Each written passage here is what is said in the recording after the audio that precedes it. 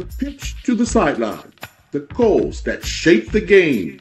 Welcome to Excellence in Action, the referee show here on islandstats.com, where we dabble in the world of officiating, dissect the decisions, and celebrate the men and women in the middle.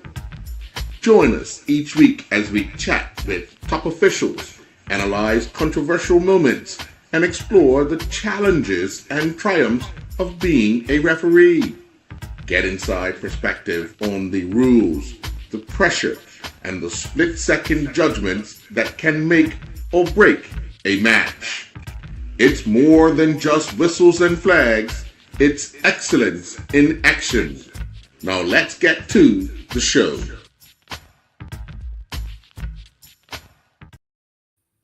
And good afternoon and welcome to this edition of Excellence in Action, our weekly referee show. I'm your host, Earl Basden. Joining me is the General Secretary of the Bermuda Football Association, Mr. David Sabir. First of all, good afternoon, Mr. Sabir. Thank you very much for joining. Good afternoon, Earl Basden. It's a pleasure to be here on your show with you, talking about all things good about football. Yes, indeed. Yes, indeed. And we want to make sure that this show is to try to encourage other people to join the referee and feel good about joining our referees. You've been General Secretary for quite some time. You've seen the highs and the lows of our officiating as far as number wise. When you would have started, we had some veterans that hung around quite a while, who have now passed on, but they kind of kept the game afloat, if I could say that, even during, I guess, our time of playing. Wouldn't you say? Well, everything in life is evolutionary, and we were blessed. Back in the day, we were blessed to have some really, really, really good referees, pioneering referees, who set the standard, if you will, and the pathway for many referees that followed. And we have some very excellent up and coming referees today who may or may not have witnessed, the stalwarts and the legends that you spoke about. Namely, like Mr. Marshall, Charles Marshall. Yeah. May rest in peace. Mr. Aston Curtis. Mr. Mr. Crockwell. Mr. Crockwell, yes, of course. Yeah. So we had so many referees that were just amazing, and also they were excellent gentlemen as well. Yeah. Now, obviously, when growing up with those gentlemen there, and we see like today, there's a buzz about not taking part or not joining the ranks of such. You okay? Yeah, I'm okay. Sure. Okay. Just had a glitch. Okay.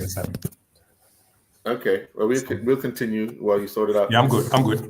But when you start talking about the numbers, we've always struggled with that. What has been from the inside, or talking to those officials back then, and even talking to officials now, what has been that challenge of joining the ranks?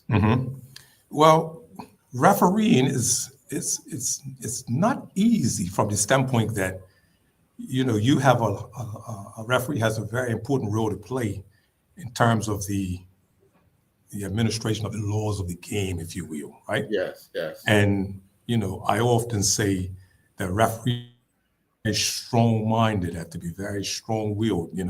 They have to have thick shoulders or broad shoulders and thick skin, because unfortunately, and I think this is for any sport, right? Unfortunately, the spectators, some of which are highly knowledgeable about the laws of the game, but the vast majority are not.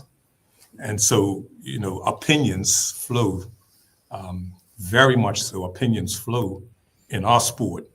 And, unfortunately, because of the proximity of fans to the pitch, a referee could actually hear and be subjected to sometimes comments that are not always pleasant. And this is why, I take my hat off to anybody and everybody that has been a referee, who's currently a referee, who's thinking about being a referee, I salute all of them, because we all know without the men and the ladies and the women's in the middle, we can't play football, right? So, it's something that takes some getting used to. It's a certain type of individual that will, dedicate themselves to being a referee. But I often say to myself, the benefits are amazing, though, and the benefits I'm talking about is that as a player and as a coach thinks about representing Bermuda internationally, you dedicate yourself to being a referee and a top official, and certainly you go through all of the drills and the teachings, and you apply yourself, and you do a great job. There's no reason why you can't find yourself on the international list of FIFA referees representing Bermuda, and actually having an impact on the global game as well. We've seen over the last few years, through the work of the chairman, a lot of youngsters coming on board to take up the flag, take up the whistle, to actually keep the senior games going. Just making sure, others that may be looking, other parents may be looking to get their kids, what would you say that would give them confidence that their young person can join that rank and be safe in that environment? Well, I mean, as everyone knows, Cranston Williams, our chairman of our referees committee, head of our referees, he's an advocate for trying to, recruit more and more referees. Now, it's not easy. Yeah. Because like you say, it's a certain type of individual, it's a certain type of leader, It's a certain type of person that wants to take up a certain challenge, and the challenge of one, unfortunately, and we keep making this appeal to our players, to our spectators, we have to protect the game, right? And the game is protected by behavior, the game is protected by compliance with the laws of the game. The game is protected by fair play, respect for each other, respect for the virtues of, just being, a decent human being, But again, I often go back to, what's in it? What's in it? For me, being a referee, why should I be a referee? Okay. Well, first thing, contributing to the number one sport in the world, number one sport in Bermuda, whether we like it or not, it is a fact. Also, the physical benefits, a referee, if you're gonna do it the right way, and you have the physical capabilities, that's a good way to stay in shape, The other thing is, in this modern time, as it has always been, there is some remuneration. Never enough, never enough, but there is some remuneration. Put some pocket money in on your side. And then also there is the opportunity, if you stick with it long enough, there's the opportunity to referee internationally if you make the grade, But the biggest thing is contributing to something that's fundamentally important to the island of Bermuda, Football goes through its highs and lows, like just about anything in life, football goes through its highs and lows. Football, hits a bad patch in terms of something negative, and then, we come back, this is life. And, but the contribution that all of us can make in some form, not only to refereeing, but just to protecting the game as a whole. This is a message that we just need to continue to say.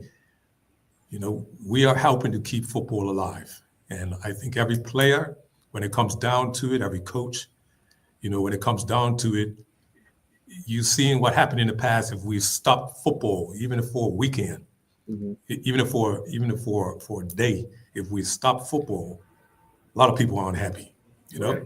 And we've been through this before. We've had issues with referees and so not so pleasant things being done to referees, and we've had to stop the game in the past.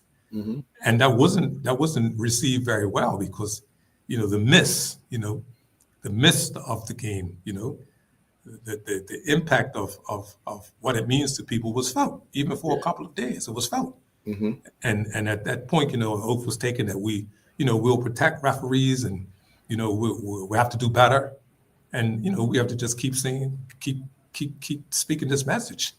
Right. We will not improve what we have in terms of environments, in terms of the game, if we don't take care of our referees. Okay.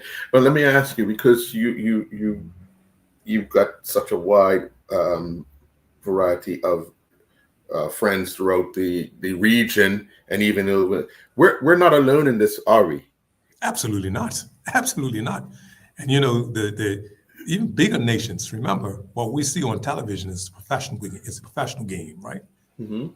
When you think of it has been stated that roughly 4 to 6% of all football in the world is professional. Right. The 90 something plus is recreational and amateur. Yes. Now, you can almost imagine they're not everywhere in the world, whether you're a big country or a small country, small island. You can imagine that not everywhere has sufficient referees. True. For one reason or another. It could be just basic population, or because interest is not there, or because the same things we suffer from in Bermuda. Why should I be a referee? It's not respected, But at the end of the day, we need all nations, under FIFA in particular, CONCACAF specifically, all nations have to recruit referees at all levels, because that's the way the game is played. Yeah. Has there been discussions around the table of other nations of how they collectively attract? Because obviously somebody might have an idea, but if it's not shared, then it's kind of a mist. Absolutely. Absolutely. I mean, Cranston and others who have to partake in lots of workshops and seminars put on by FIFA and CONCACAF CFU. There's always conversations about what are you doing, how's that working out for you, what are you offering, and I can tell you from BFA standpoint at what Cranston's been doing for refereeing. I think on our level, in terms of our region, nations like our size and even slightly bigger than us, marvel at what we've been able to provide for referees in our country. From uniforms to the equipment that they need, to the number of workshops and seminars that we put on, and certainly with the remuneration, that our referees get. Cranston will be the first one to tell you that, at our level, meaning recreational amateur level, we're one of the more higher paid referees levels in our region, in terms of the equipment that we give and the uniforms that we purchase for referees and the number of workshops that we put on. FIFA's always commenting positively about how well Bermuda is doing in this space. So, again, I don't think it's what we have or what we give or what we do. I think it's more of, the environment, protecting our referees, making them feel wanted and appreciated, and certainly, educating the public.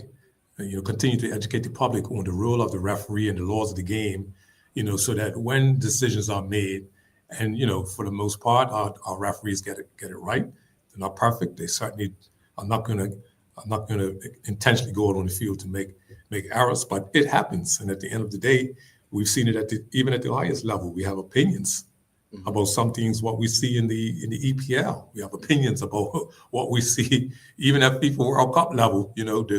There's controversy at times, but at the end of the day, we still have to put at the base of everything that our referees are important. Without them, there is no football. And the more we can do to encourage, people, up and coming youngsters, which is our feeder, because the future only starts with young people. But those that, just ending their football career, or even those that, not necessarily in the starting 11 or on the squad on every match day, you can make a big contribution. If you come out a referee, you understand the game itself. You understand the game. You've been on the pitch, so you understand the emotion and everything that goes with 90 minutes plus. Learn how to become a referee, you know, and make a contribution to the game. Sure. I've been looking at this article for quite some time. Premier League referee Anthony Taylor has criticized the expectation of perfection for referees. Everybody wants the referee to be perfect. When it's okay for a player to miss an opportunity or let a girl in, or they accept that, but they won't accept a mistake made, a human error made by a referee, which is something that I don't know if anybody accepts, you know, a player missing an open goal. Yeah, but that's not an external intervention, if you will, right? Referees, the pressure on the referee, yes, you know, is to get it right. But yes, we have all seen at the highest level, at the very highest level, that it sometimes is for whatever reason, you know, we're human.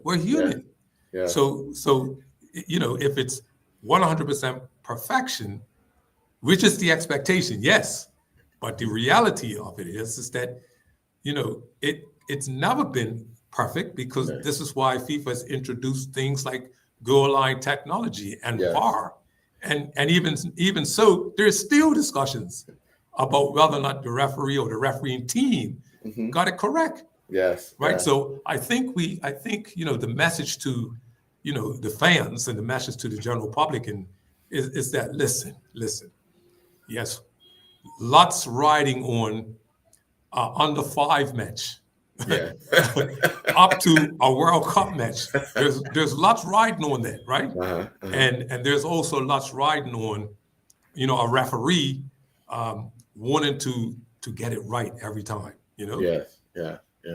But we cannot go overboard and almost annihilate a referee for an error. And some people say an obvious error. Yeah. Right. And remember, these are all the coaches and referees, the hundreds and thousands on the sideline. Oh yes. Not in the middle of the field. Not in the middle of the field. Right.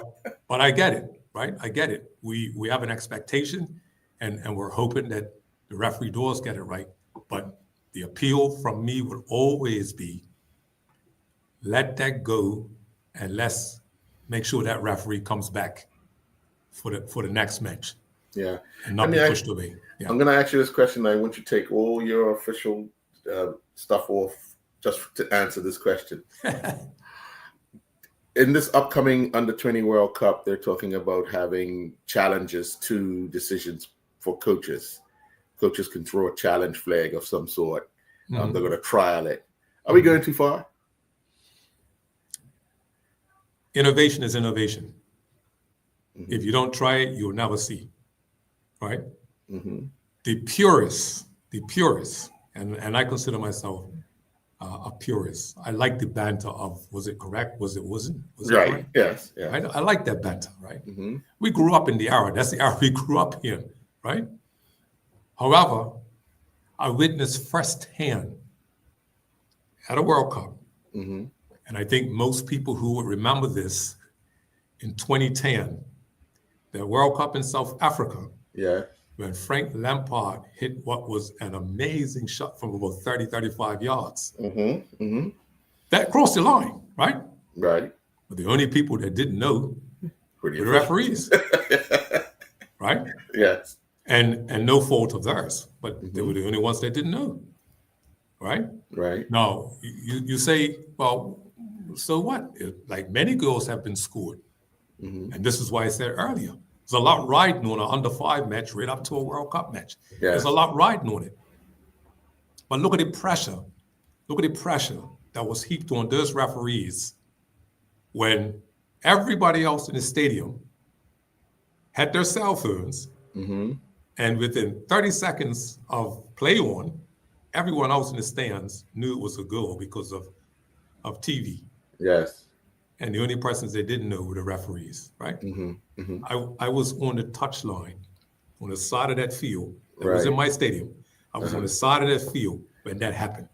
And I saw the emotional swing of that match right through to when those referees had to be taken back from Bloemfontein to Johannesburg under my escort the next day.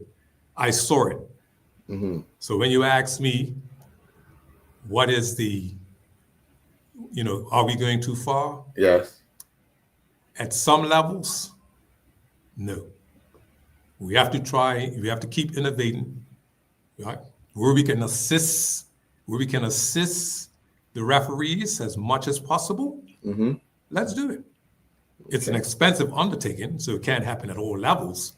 Right. But I think, we have to at least have some regard for using the tools that are available, like they do at NFL, like they do at tennis, like they do at basketball, Yes. Like football has resisted that for such a long time. But I think FIFA and others have come to the realization that, there's a lot at stake. And if we can use technology to assist the games, to assist the referee, then I think we just have to try our best to help. Sure. Now, you remembered that 15 years ago. Tell me your most memorable moment when you were in the middle of a match. Because obviously there's got to be one that stands out for you. You're probably gonna. It's two. Okay. You're probably gonna laugh at both of them, right? Most memorable, and as I say, two of them. One was me and myself and two other referees. We were refereeing a game, and I believe at the time our combined age was 158. Right. You determined that in the changing room? Well, we just started adding up our ages, right? And we had such a big laugh that, this was where we were going through those phases of referee availability, right? Yes. And two veterans and myself, because I wanted to support, we just said, let's go do it. And we were at 158, I believe at the time, 158 years old, combined age. Oh, wow. Right? Oh, wow. Like totally out of the ballpark, right? The second one was, and this is when I always consider, and anyone who's talked to me, I always consider myself a servant of the game, nothing more, nothing less. And that was so evident. One day I was refereeing, well, I was on a few occasions when I was actually refereeing. I was up at I only refereed in the western parts of the island. Everyone knew that. So I was that close to my home at Whitehall Field and refereeing. And I took just as much stick as everyone else who was officiating that match. And it was so amazing that nobody don't care, what role you play in football off the field. I was a referee that day, and the players and the fans gave me just as much stick as they gave any referee. And but after the game was like, good job, sir, very good job. I didn't know you did this and that. And I said, oh, yeah, you tell me off for 90 plus minutes. Nah, don't worry about that. That was just having fun. So again, you have to have thick shoulders. You have to know the laws of the game and apply them as best you can, right? As accurately as you can. Make sure your fitness level is there as best you can, right? And at the end of the day, hope there is no controversy in the match that you would have had as a referee or a match official had something to do with. And if it pans out to be that way, let it be because of unaware of a situation, or the interpretation of the laws of the game Mm-hmm. as the way you see it, rather Yes. than the way the spectators see it. Yeah. I'm gonna swing away from refereeing for a little bit, only because I think I need to ask this question. You've been a servant of the game for over 2 decades. What 3 has this- decades. 3 decades. Sorry, 3 decades. What has the ride been like for you, or the journey? How has the eye-opening. journey been? Humbling, eye-opening, a privilege, honor and a privilege. I've seen some highs, and I've been a part of some very high, some lows, and some very highs. It's nothing I could have imagined when I started, and lots of that goes to the people that I've worked with over the years, all of the executives that I've worked with, all of the clubs that I've worked with. I've had some amazing times with players, with coaches, with referees. Obviously, I've worked with an incredible staff. One of which has been a servant of football longer than I have in an administrative capacity. You know, at the end of the day, I love football. You know, football was instrumental in my education. You know, I was fortunate enough to go to university without having to pay, through scholarships, through football scholarships. So at the end of the day, we always say it's a game of life, right? Everything that we want in football, everything we expect in football, we also expect these things in life, like respect, you know, dedication, commitment, teamwork, all these, you know, these different things that we all want.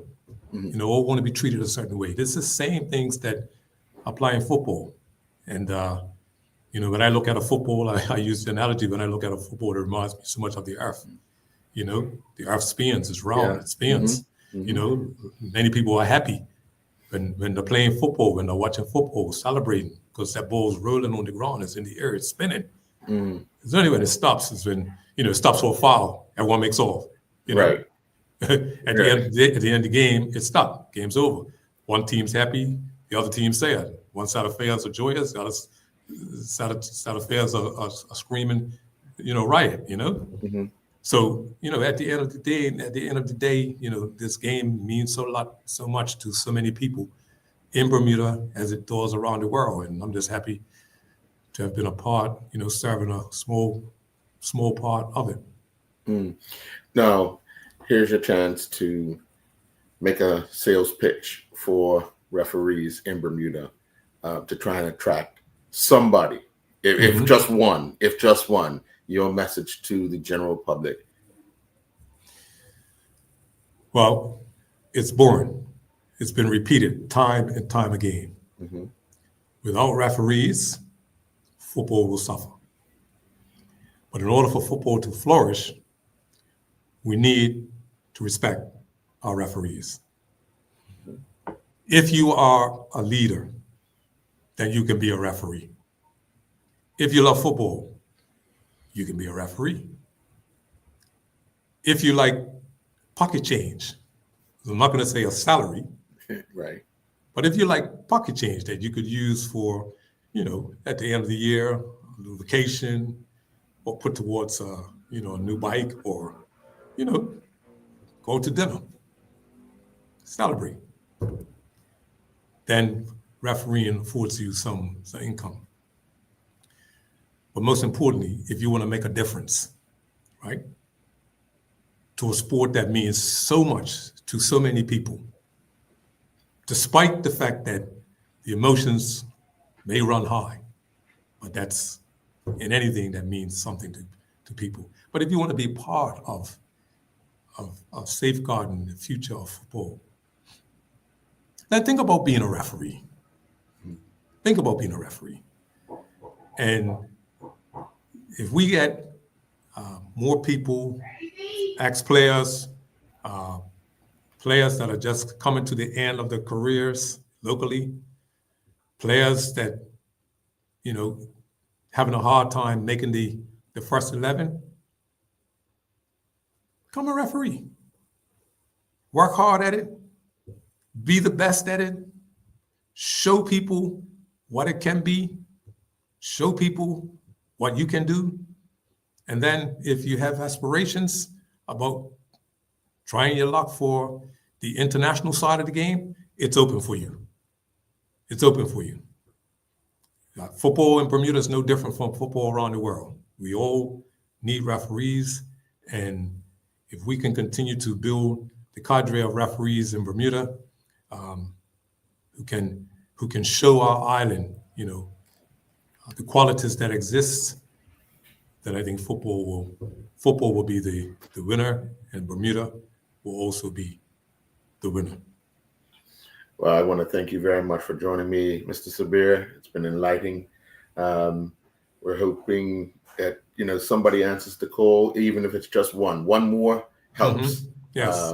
But yes. We got to start somewhere. So and it's not. And let me make it very clear that it's not just males that we're talking to. We're reaching out females. We have a lot of football going on at youth level. A lot of football going on in the women and girls game, and of course we know what we have in the youth and senior football at the male level. So this appeal is for both male and female, and as you know, football, international football, and and female referees exploding. In fact, the next upcoming FIFA World Cup qualifier, you will see quite a number of female referees that will be traveling to Bermuda to be in charge of the game Bermuda versus Curacao on November the 13th at the National Sports Center. Kickoff at 8 p.m. Yeah. Okay. All right. Look forward to that. All right. Thank you very much. Take care. Enjoy the rest of your evening. You as well. Thank you very much. Okay. Bye-bye.